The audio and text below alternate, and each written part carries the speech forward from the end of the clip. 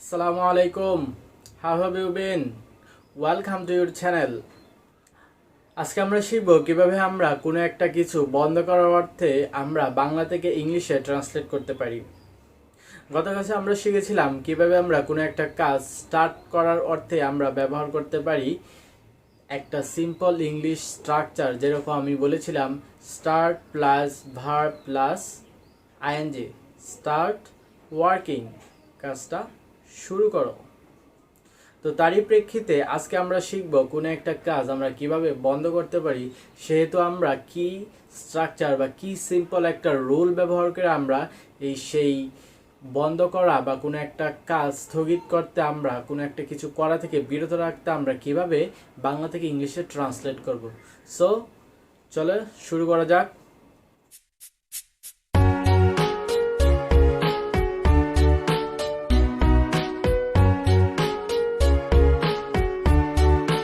আজকের স্ট্রাকচার হলো stop plus verb plus ING.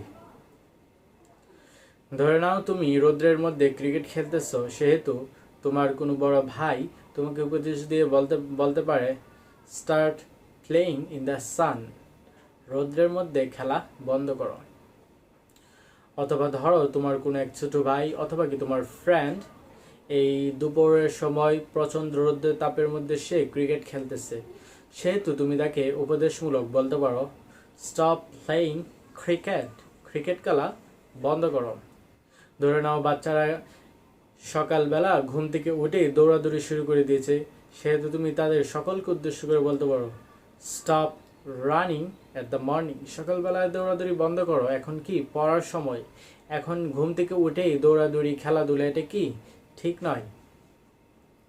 ধরে নাও কেউ একজন সমুদ্রের মধ্যে সাঁতার কাটতেছে without safety, that means safety যে জ্যাকেট আছে সেটা কি সে পরে নেয়, সেহেতু তুমি তাকে বলতে পারো stop swimming in the ocean without safety, নিরাপত্তা ছাড়া তুমি সমুদ্রের মধ্যে সাঁতার কাটা বন্ধ করো। এইরকম আমরা অসংখ্য sentence stop plus verb plus ING দিয়ে তৈরি করতে পারি। যেরকম আমি বলতে পারি স্টপ রাইটিং দ্য লেটার, চিঠিটা লেখা বন্ধ করো। স্টপ লিসনিং দ্য মিউজিক, গান শোনা বন্ধ করো। Stop breaking the glass, glass ভাঙা বন্ধ করো। স্টপ ডুইং ননসেন্স অ্যাক্টিভিটি, মানে উল্টাপাল্টা কাজ করা থেকে কি মানে বিরত থাকো। স্টপ মেকিং নয়েজ, গোলমাল করা থেকে কি বিরত থাকো। Stop walking in the street, রাস্তায় হাঁটা থেকে কি বিরত থাকো, রাস্তায় হাঁটা কি বন্ধ করো।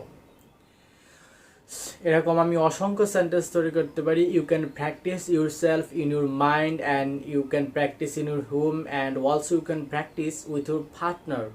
If you continue this type of practice in your home, hope one day you can be better and inshallah you can speak English fluently without any hesitation.